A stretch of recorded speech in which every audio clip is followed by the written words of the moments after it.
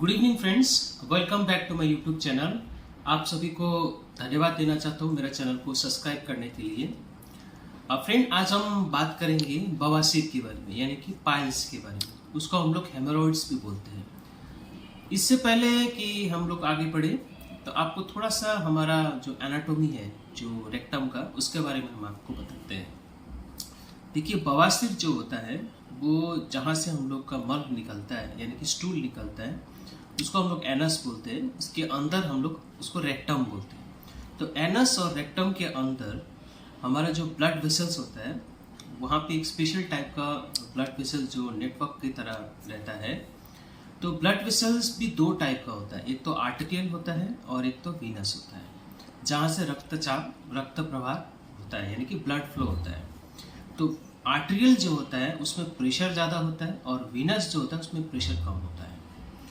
तो देखिए, जो वीनस सिस्टम जो होता है, वीनस का जो ब्लड वेसल जिसको हम लोग वीनस सिस्टम बोलते हैं, जो एनस और रेक्टम के अंदर होता है, उसके बाहर एक चिपचिपा पदार्थ उसको ढक के रखता है, जो कि lubricated type of fluid produce करता है। उसको हम लोग बोलते हैं एनल म्यूकोसा और रेक्टल म्यूकोसा। तो अब इसमें होता क्या है कि जैसे हमारा जो पेट के अंदर जो प्रेशर बढ़ जाता है, तो वो जो वेनस सिस्टम होता है उसमें प्रेशर बढ़ जाता है, वो फिर उसमें फटने लगता है। तो उससे क्या होता है, वहाँ से फिर ब्लीडिंग होने लगता है। तो इसी को हम लोग पाइल्स, जब भी आप टॉयलेट करते हैं तो वहाँ से फिर आपका रेक्टम और एनस से थ्रू ब्लीडिंग होता है। तो इसी को हम लोग पाइल्स बोलते हैं। देखिए, ये कैसे कैसे पेशेंट में ज़्यादातर मिलता है।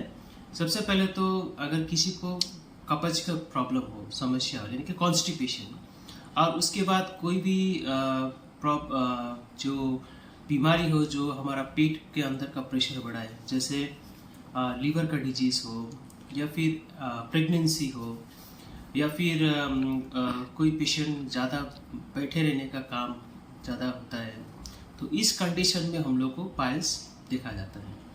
तो कोई भी बीमारी जो हमारा पेट के अंदर का प्रेशर बढ़ाए, प्रेगनेंसी, लीवर का डिजीज़ हो, या फिर कॉन्स्टिपेशन यानी कि कब्ज का बीमारी हो, तो इस पे देखिए पाइल्स 4 तरीके का होता है। उसको हम लोग ग्रेड सिस्टम में हम लोग बांटते हैं। तो ग्रेड 1 में क्या होता है कि ज़्यादातर इसमें कोई लक्षण मरीज में नहीं दिखाया जाता है। खाली जब वो जब टॉयलेट पास करता है, मल पास करता है, तो मल पास करने के बाद ड्रॉप थोड़ा सा ब्लड निकलता है। अब उसके बाद जो ग्रेड 2 होता है, उसमें क्या होता है कि जो वेनस सिस्टम जो फूल गया होता है, जो पाइल्स होता है, वो बाहर निकल जाता है। लेकिन वो अपने आप, जैसे आप टॉयलेट करते हैं तो आपको लगता है कि कुछ निकल रहा है, लेकिन आप जैसे टॉयलेट ख़त्म कर देते हैं, टॉयलेट ख़त्म करना हो जाता है, तो अपने आप वो अंदर चला जाता है, यानी कि सेल्फ रिड्यूसिबल होता है। और दूसरा होता है ग्रेड 3। उसमें क्या होता है कि आप जैसे टॉयलेट करते हैं, यानी कि आप प्रेशर लगाते हैं और मल को पास करने के लिए, तब वो पाइल्स बाहर निकल के आता है, तो आपको हाथ से अंदर उसको घुसाना पड़ता है। और ग्रेड 4 में क्या होता है, नॉट रिड्यूसिबल, यानी कि वो बाहर निकला हुआ रहता है। तो सब में आपका कुछ टॉयलेट करते समय ब्लीडिंग तो होगा। उसको हम लोग ब्लीडिंग PR बोलते हैं, पर रेक्टल ब्लीडिंग बोलते हैं। अब देखिए, इसमें जब तक कॉम्प्लिकेशन ना हो, इन्फेक्शन ना हो, या पाइल्स जो होता है वो वैसे आपको फूला हुआ जैसा जो निकलता हुआ है, अगर वो अटक जाए, इसको स्ट्रैंगुलेशन हो जाए, वहाँ पे इन्फेक्शन हो जाए, या फिर वहाँ पे घाव हो जाए, तो इस कंडीशन में आपको दर्द हो सकता है। तो ये तो रहा कि पाइल्स का कितना ग्रेड होता है। अब आते हैं ट्रीटमेंट के बारे में। देखिए, इसमें हमारा सर्जिकल ट्रीटमेंट करते हैं और नॉन सर्जिकल। जैसे ग्रेड 1 जो पाइल्स होता है, वो मोस्टली हम लोग बिना सर्जरी किए भी उसको ट्रीट कर सकते हैं। जैसे आपका खान पान में आपको ध्यान रखना है, आपको हाई फाइबर डाइट ज़्यादा लेना है, फिर हम उसको कुछ स्टूल सॉफ्टनर देते हैं, यानी कि आपका टॉयलेट जो होता है वो सॉफ्ट हो। हार्ड टॉयलेट होने से भी आपको प्रॉब्लम होता है, तो उसको हम लोग टॉयलेट को सॉफ्ट करने के लिए हम लोग कुछ लैक्सेटिव्स प्रिस्क्राइब करते हैं, या फिर अगर ब्लीडिंग हो रहा है तो ब्लीडिंग को रोकने के लिए हम लोग दवाई देते हैं। और फिर जो ग्रेड 2 है, ग्रेड 2 में क्या होता है कि हम लोग इसमें एक स्पेशल टाइप ऑफ सर्जरी हम लोग उसको बोलते हैं रबर बैंड लाइगेशन, इसको हम लोग बाइंडिंग भी बोलते हैं। तो रबर बैंड लाइगेशन यानी कि बाइंडिंग ग्रेड 2 पाइल्स में करते हैं, जो पेशेंट स्टूल सॉफ्टनर और दवाई से वो रिस्पॉन्ड नहीं कर रहा, मतलब ठीक नहीं हो रहा है। तो और एक दवाई हम लोग इसमें देते हैं, उसको हम लोग बोलते हैं फ्लेवोनॉइड यानी कि डेफ्लॉन भी बोलते हैं। उसको हम लोग 1 ग्राम 1 ग्राम 2 दिन में 2 बार खाने के लिए बोलते हैं। साथ साथ में हम लोग उसको सींच बात करने के लिए बोलते हैं, यानी कि गर्म पानी में थोड़ा सा सेवलॉन डाल के उसमें बैठने के लिए बोलते हैं। तो इससे क्या होगा, सूजन जो है, अगर दर्द हो रहा है तो वो कम हो जाता है। और ग्रेड 3 जो होता है, ग्रेड 3 और ग्रेड 4 जिसमें सर्जरी की ज़रूरत पड़ता है। तो देखिए इसमें सर्जरी भी बहुत टाइप ऑफ सर्जरी आजकल मार्केट में आया है। सबसे पहले तो मैं आपको बात करूंगा स्क्लेरोथेरेपी के बारे में, जो कि आजकल नहीं करते हैं, रेकमेंड नहीं है, क्योंकि इसमें कॉम्प्लिकेशन ज़्यादा होता है और ज़्यादातर क्वैक्स जो होता है, जो डॉक्टर प्रोफेशन नहीं होता है, ये लोग स्क्लेरोथेरेपी करते हैं। तो आप उन लोगों के पास विजिट मत कीजिए, जो वहाँ पे स्टरलाइजेशन मेंटेन नहीं होता है, आपको इन्फेक्शन होता है, फेलियर रेट ज़्यादा होने का चांस होता है, दोबारा पाइल्स होने का चांस होता है। तो आप डॉक्टर से ही, प्रोफेशनल सर्जन से ही आप सर्जरी कराइए और डॉक्टर से ही आप ट्रीटमेंट लिए। तो देखिए ग्रेड 3 और ग्रेड 4 में 2 टाइप का मतलब हम लोग का सर्जरी, बहुत सारा टाइप का सर्जरी हम लोग कराते हैं। एक तो होता है हेमोरोइडेक्टोमी, उसको हम लोग बोलते हैं, जो सर्जरी का नाम है।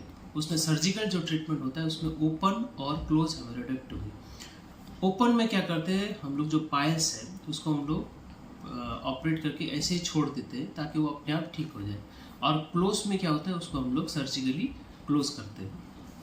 अब और दूसरा है कि लेज़र थेरेपी इसमें आता है, और फिर एनर्जी डिवाइस, इसको हम लोग लिगाश्योर बोलते हैं, उससे भी करते हैं।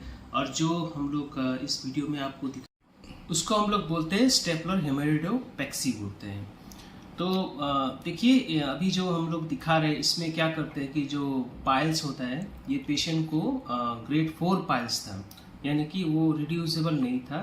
तो इसमें हम लोग क्या किए हैं कि इस पर हम लोग स्टेपलर यूज़ किए हैं, ताकि उसको हम लोग पहले जो डायलेटर डालते हैं, फिर उसके बाद जो हेमोरॉइड है उसको हम लोग धागा से बांधते हैं। उसके बाद फिर हम लोग, हमारे पास जो स्पेशल टाइप ऑफ स्टेपलर होता है, उससे हम लोग इसको ऑपरेट करते हैं। तो देखिए इसमें ज़्यादातर हम लोग एनेस्थीसिया जो होता है उसको सैडल टाइप एनेस्थीसिया बोलते हैं। तो उसमें क्या होता है कि जो एनल रीजन जो होता है, जो एनस के आसपास अंदर, सिर्फ उसी एरिया को हम लोग एनेस्थेटाइज करते हैं। तो इससे एक फ़ायदा क्या होगा कि पेशेंट को एक तो पेन नहीं होगा, और जो ऑपरेटिव साइट है जहाँ पे सर्जन काम करता है वहाँ एकदम डायलेट रहता है। तो उसको और सर्जन को ये सब बड़ा बड़ा इंस्ट्रूमेंट घुसाने में उसको मदद ईजी रहता है, क्योंकि एनस जो होता है, एनल रीजन जो होता है एकदम टाइट रीजन होता है, तो उसको डायलेट करना पड़ता है। तो देखिए इसमें ब्लड लॉस बहुत मिनिमल रहता है।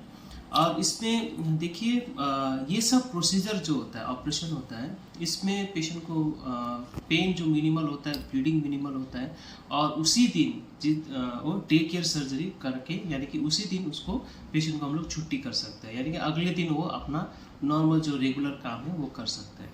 तो स्टेपलर हेमोरोइडोपेक्सी में आपका करीब 30 से 35 हज़ार का खर्चा बैठेगा। उसके बाद अगर आप लेज़र कराते तो और थोड़ा महंगा पड़ेगा।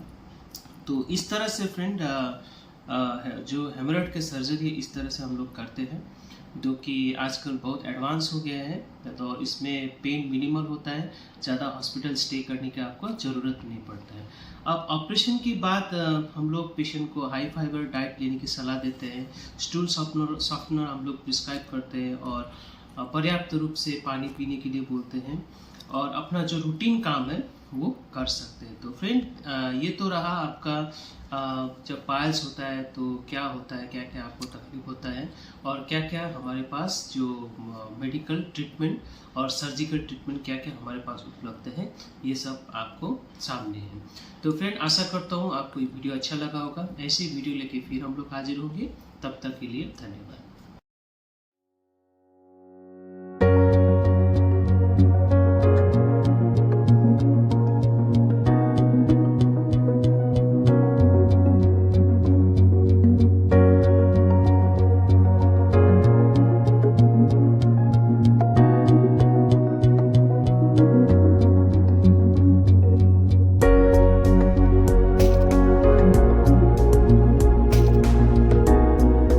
है।